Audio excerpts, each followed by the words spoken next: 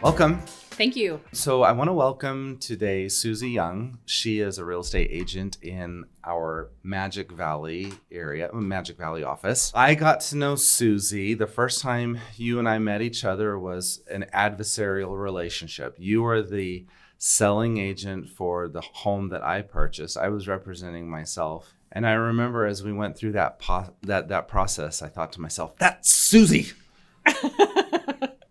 You were very coy. You knew your business. Because I don't use my license very often, you showed a clinic on how to represent a seller. And so in a little bit, I want to talk about that and what your strategy is in negotiation. And so I've learned to respect you quite a bit throughout the last few years as a person who really knows what they're doing in real estate. So I'm excited to talk to you specifically about that transaction. And I'm excited just to talk about what your experiences are in the Magic Valley and maybe how that differs a little bit from Boise. But the first thing I want to talk to you about is, how did you get into real estate? Well, I have a background in education, had many years in that field, and I had a friend who inspired me to go into real estate. Something I'd always had an interest in. I have a design background, and I love homes, and I love people. And she's like, you would just be the best real estate agent. And so I was like, okay. And so I took the test. And at the time, I was still in education. And then I had a need to assist a family member running a hearing clinic in Ammon. So I was managing a medical practice and I had been teaching. And then she said, you should become a realtor. And I'm like, yeah, I think I should. So I studied for the exam, took the test, and did what I needed to do to get licensed. And that's how it began. How was that first experience for you, the first transaction? Great, because I had a background in marketing, and then I also had a background in several other things. I've had a lot of varied experiences in life as far as career choices. I learned long ago, you surround yourself with the most successful people you can find. And so that's what I did. And so I was good at lead generating, but I hadn't had the experience with real estate as far as doing the paperwork or how all that process worked. But I had people who believed in me and saw my skill set to lead generate, and they were like, holy cow, don't worry about the paperwork. Just stay on the phone and keep building what you already have. I took a hearing practice in Ammon that we were the bottom 3. And within 9 months, we moved to the top 3 in that market. And so I understood how to gold mine files and what to do. And so I took that basic knowledge from education and my medical business background and moved it into real estate. So when you made that transition from Eastern Idaho to the Magic Valley, what brought you there and how difficult was that to start all over? Because there's lots of agents that we have, for example, coming from California, who are making that transition into real estate here in Idaho, and they find it almost insurmountable to get traction. So what advice do you have, and how did that feel going from Eastern Idaho to then the Magic Valley? Because it's a wholly different set of people, right? The clientele is totally different. Well, I have really deep roots in Idaho. So I attended BYU Idaho, got a degree at Idaho State University. So I was very familiar with Southeast Idaho. So at that time when I was helping run that practice, I actually had a home both in Twin and in Ammon. Okay. So I was dual. I would work there during the week and come home on the weekends to my home in Kimberly. So I have ties in both areas. Okay. So it wasn't a difficult transition because I know a lot of people in both areas. So. Okay. And then I've been in Kimberly for 23 years. So have you developed a specialization over those years? And what is that specialization? As far as what type of clients I seek out? Yes. I'm kind of funny that way. I know, I've attended so many classes that they're like, you really need to target in on who you want to serve. But inevitably, I kind of let things just happen. And so I'll represent a certain client. I take on things oftentimes that other agents don't want to take on. And I've done that because I learn so much more quickly. Because when you take on complex transactions that are difficult, well, you have a quick learning curve and you're drinking from a fire hose. But it has helped me so much in my business, and it evolves into doing all kinds of different things. Right. So I've done things like I've helped purchase a nursing home for a client. I've done a hydroponic farm. I've done large land transactions. Yesterday, I closed on a manufactured home that is not on a foundation and on rented land. That's a whole other beast. So, And you were still able to sell it somehow. yeah, it closed. Okay, Yeah, we good closed. job. I had the best lender to work with who was persistent, and we just didn't give up. Like, there's only one lender in our region that will finance on a manufactured home that is not on owned land and is not on a foundation, and it requires a 5% down, which most of our clientele who are in that price point, that's very important to have that low down payment. The only other lender that we have is at 25%, and it basically disallows them because many of them don't have the money to put down. Yeah. I think the home that I purchased was a unique home. It was previously, if I understand this correctly, it was a special needs home. What would you describe the home that I bought? The homeowner that I represented, she was a nurse, and so she took in special needs children that she cared for. She just had such a giving heart, and so she took care of them in her home. But at the time I listed the home, that wasn't the case, but it was a very large home. And so that house, that listing brought a lot of happy memories. It was during COVID, and so the world had totally changed. Yeah. And my daughter and my son-in-law actually painted the whole top floor of that as a part-time job during COVID because they were going through some transitions. Yeah. It was just fun to help her prep that home for market. There needed to be things that had to have been done. I actually picked that home up. I believe that was the third or fourth time that home had been listed without being sold. Right. And so I like those because I'm like, I got this. And so I got that. We helped restructure some things within the house to stage it correctly and make it more marketable, more neutral, and more appealing to more people. It was still scary though, Suzy. Listen, there were two pianos in there that were over 150. One was almost 200 years old. It's all wood trim. It feels very hundreds of years old. And my wife and I, that first night that we spent the night in there, we were upstairs sleeping because the upstairs was habitable. The downstairs was not habitable. It was a total gut job. I remember being upstairs in one of those rooms, was master rooms, and thinking to myself, I said to my wife, if those pianos start playing at 2 a.m. in the morning, we are out of here.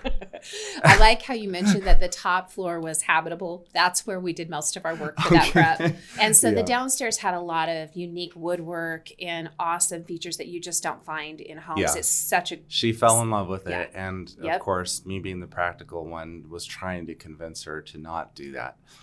But here we are. So tell me about that negotiation. How do you typically work in negotiating with buyers, and what's your strategy in that process? I think I would need to start with the seller on that one because that price point, originally that home was overpriced. That's why it wasn't selling, and it also has some deferred maintenance. So once we corrected some of that, like you mentioned, the upstairs, that needed to be neutralized. So you noticed that it had a neutral paint color, it had neutral carpet, everything had been refreshened and updated. So that helped it a ton.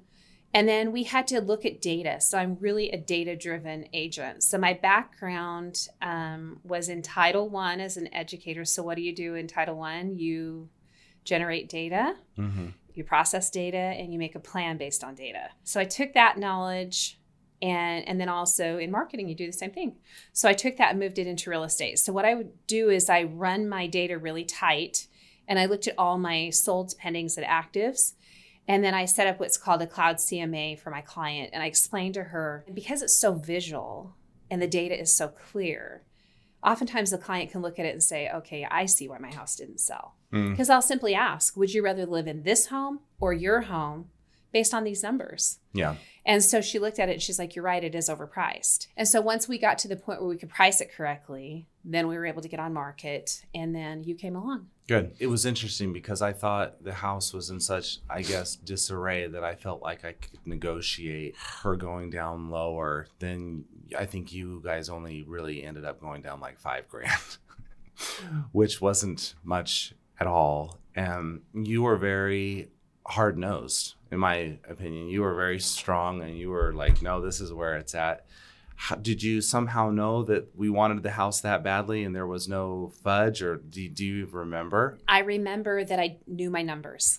Okay. And I knew the data, and I'm like, if this client doesn't want to purchase it for this price, I know that there are others who will, Oh, because I was super confident in where my numbers were. And Got I it. knew that it would sell for that price. I want to say, like, out of my last 60 transactions, I've been off on 2. And of those 2, I actually shot a little bit high on my appraised, where I felt it would appraise. It was on the upturn of the market during COVID, right after COVID.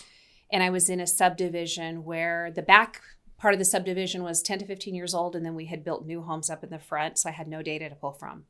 So I prefer to shoot a little high and then negotiate down if needed.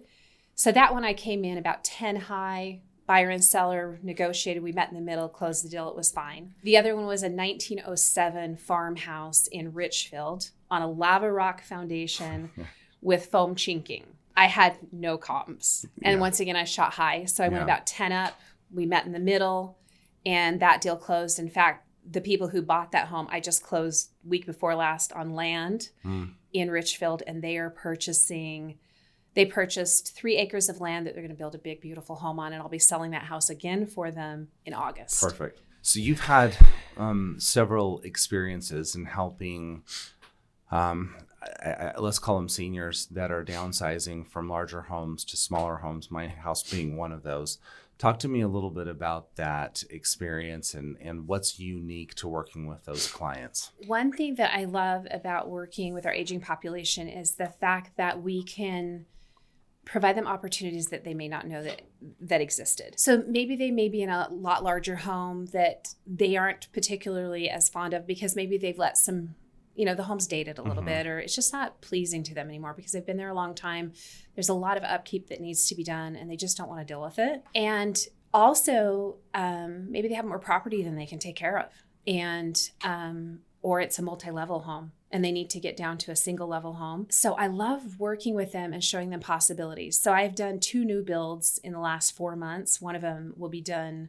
I have both sides of that new build that are closed on the 5th of April. I love this process because I really keep in mind, where is this client going to be the happiest as far as closeness to healthcare, closeness to their pet care, which you may not think about that, but most aging couples or single aging people have pets, and they want to have facilities that they can go to for grooming and for veterinarian care, and as well as their own health care. Also, something that's really important with our aging population is that cognitively, we have to have resources that strengthen relationships. What community is going to do that for them? What do they need? And so it's really important to me that I provide environments that they'll thrive in. So the number one is so interesting. Back to my background in healthcare, did you know that hearing aids, they have a fall detection in them so that it notifies an alert system? Wow. They also track cognitive interactions. Your doctor, it'll send a report. Now, why are we focused on that with aging population? It's because that's the number one indicator of happiness as we age. So where we live is vital. Like, we have to have communities and be around people that encourage communication, that we have closeness to the things that we enjoy and that we love. And then also, of course, safety is another feature. Do the clients even recognize that that's a need for themselves? I don't know that is, but I just know that because I've worked with that population before in another setting. So I'm always aware and realize that's going to give them such a happier, more fulfilling life when they're in a community that's close-knit and tight, and that they're close to the things that they need. And then also, one of the biggest factors too is if they do have family, how close can I get them to that family member? But size that house down. And then how fun is it to build a brand new home with all the features you wanted? And maybe you haven't ever been able to do that. And here you are later in life and you finally get to realize that your utility costs go down because you have less to heat and cool. Your maintenance costs go down, the time you spend on fixing and repairing that house. And then also, we generally structure yard size a little bit smaller, with also remembering a lot of our aging population have the ability to travel and they want to have RV parking. So all of those things are super important to consider, but it just creates the best life for them and the best opportunities. I've just recently am doing a new build out in Jerome.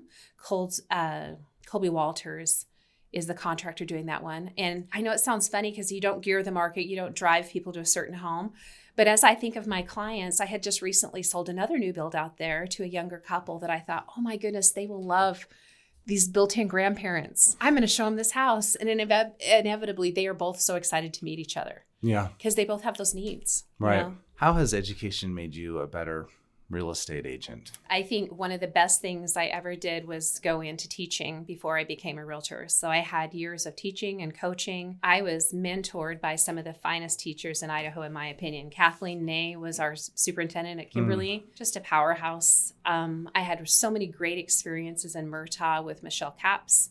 And you look at what she has done for that community and built up that school district. And then just being able to go to community colleges and local colleges in the area to graduate from ISU. What a great experience that was. Those formal things, I think, shape you and made me somebody who had tenacity to work hard to finish something. So that's why when super complex things come along, I'm not afraid to tackle them. I just take them a bit at a time because I learned that through formal education. Another part of education, I did mathematic intervention for 10 and a half years. I ran a private business. And so how important is that in real estate now to understand and be able to communicate well with lenders that I work with every day? How do I explain that connection? And when we're looking at rate of return on an investment, if I'm working with an investor, I need to understand the math concepts that go with that. Yeah. Is there a minimum degree of education that you recommend for real estate agents if they want to be successful in the business? Oh, I think a bachelor's degree is a minimum. Literally, I just think it's just the tenacity that it takes to stick with that and do it. Because to be a successful real estate agent, I think you have to be able to tackle hard, complex situations with ease and confidence. I think one of the things that helps me the most, it can be a comfort to my clients because I am pretty assertive. Yeah. But that's what they generally want. They want someone who's going to take care of them, and they want to know that they're in good hands and that you have someone who's confident and who has a skill set to get it done. If you're kind of wishy-washy or not really sure yourself, how can you guide and lead and coach other people? I've noticed too that military veterans also make great real estate agents. They come with that perspective, the tenacity. They come with the thought process of, this has to see its way to conclusion. And so they usually typically make pretty good real estate agents as well, learning that character trait, I suppose. Maybe that's not so much education, although they do learn quite a bit in the military, I would argue. But I think conflict resolution is really important too. Mm-hmm. I was a credit manager for a hospital for 8.5 years. And so I have that background also. And I served on an employee council where I interacted with doctors, nurses, administrative staff, whatever. So just having the availability to work with a variety of different people and understanding how to resolve conflict. So how would other agents describe your temperament? As far as for my clients themselves, I'm probably a bulldog. But as far as working with other people, I think that they would feel like I appreciate them. I mean, I work with some of the best agents, in my opinion, every day that really care about their clients, want to make a difference. And I think agents would probably describe me as somebody who's very type A personality, very organized, very linear. When the opposing client is starting to make the transaction emotional and things are getting heated, how do you go about bringing people together? More than anything, just trying to see the perspective of both sides and seeing how is it that we can benefit the buyer. Like if I'm representing the seller, what would that buyer want and why would they want it? And then can we meet somewhere in the middle to make that happen? But I feel like a lot of conflict can be so easily resolved by doing work at the front. So for instance, when I'm doing a listing, my clients are very well aware that I highly recommend that they have a pre-inspection done. So we go through that pre-inspection process where before we even hit the RE10 or the inspection contingency where we're going to negotiate repairs and so forth, I already have someone it's like my right-hand person who goes in and does that pre-inspection. We look for any problematic things that need to be taken care of because oftentimes when you get into the RE10, on the buying side, they're going to overestimate the cost to fix things. Absolutely. So why not just fix it beforehand? I wish that agents could hear what you just said loud and clear. The penny of prevention as opposed to a pound of cure. I mean, being able to take care of those things yourselves before another inspector finds that, and then they require, certain specializations to complete the work or whatever. Licensed roofers, for example, when somebody else could perhaps do that just the same prior to them requiring it. One of the things that I did is I spent a lot of time researching when I'm representing the seller. I spent a lot of time finding the right person who fit well with me, and I try and take very good care of him as far as a business relationship, because this individual, not only does he do those pre-inspections for my sellers, but on the other side, when I have a buyer and I need things, I need prices on things, and I need to know, what is this going to cost my buyer? What is it going to take to get this home to close? And how much expense are they going to have? He can tell me just right off, because he's done it for so long and he understands the process of real estate and what we need to do. And so having good support people on your team, I don't necessarily run a team, it's me. I have a transaction coordinator and I have a hands-on contractor. Yeah. This contractor can do everything with the exception of roofing and any electrical that is a new electrical. If it's existing, he can repair under his licensing. And that in itself saves my clients so much money rather than piecing everything out. So having him is very vital to my business as well. One of the value adds that you have as a real estate agent is you've got a staging side of your business. Can you tell us a little bit about that? Are we talking a large staging business, or these little knickknacks that kind of help improve the aesthetic of the home? Tell me a little bit about that. Sure. So what I do is I go into the home with the client initially after all of our paperwork and documentation is signed, and I walk through the home and I basically tell them that we want this home to bring the highest value to the most people. So we need to neutralize. We need to make sure that it appeals to as many as possible. So we generally begin by removing 2/3 of the items in the home, because oftentimes as Americans, we just have a lot of things. Yeah. So we need to downsize a bit. We remove personal items. I'll oftentimes take a sticky pad, slice it in little pieces, go in and tag everything and have them out. And we do it in stages. Sometimes it'll take me 3 visits before I get a house ready. Once we have it downsized, then I and tidied up and everything's cleaned windows. I'm very, very picky about how I do my listings. If we do the work ahead of time, our days on market are lower. Statistically, you're going to net 10 to 12% more if you stage correctly. And I thought of an example of that. There was a home in Jerome that I sold in last April. I sold it for $23,000 more than the home directly across the street. And they sold within 2 weeks of each other. They were both kind of a cascade home, 3-bedroom, 1 bath. Mine sold for $23,000 more because it was staged, and the other one was not. In fact, I was kind of irritated because it affected my appraised value. Yep. Because that one closed right before mine. Right. But staging is super important. As far as what I do, I offer a soft stage. So what that means is I'm not bringing in furniture. I'm not bringing in large bulk items. I'm helping you downsize and prepare your home to look like a very fine, refined bed and breakfast or a really nice hotel. That's the way it looks like when I'm done. Yeah. And we go from sometimes a lot of items, a lot of disorganization, to that streamlined, really clean look. And then I'll bring in like greenery, nice linens. I have a room at my home that's just stocked with bedding. Yeah. So everything is neutral. We don't want patterns that distract from photography. And then I can't overstress, once it's ready, professional photography is mandatory. If you want to drive traffic, you pay. I'm more than happy to pay for my client's photography to make sure it's done right. Yeah. And that's what drives traffic. I just sold a different home in Jerome that closed about 2 weeks ago. Average days on market were 66 days. I sold that in 24 days, got exactly what we wanted. And so, right there, it shows you can reduce your days on market by 1/3. Yeah. By 2/3. So we need to close it at that, but thank you.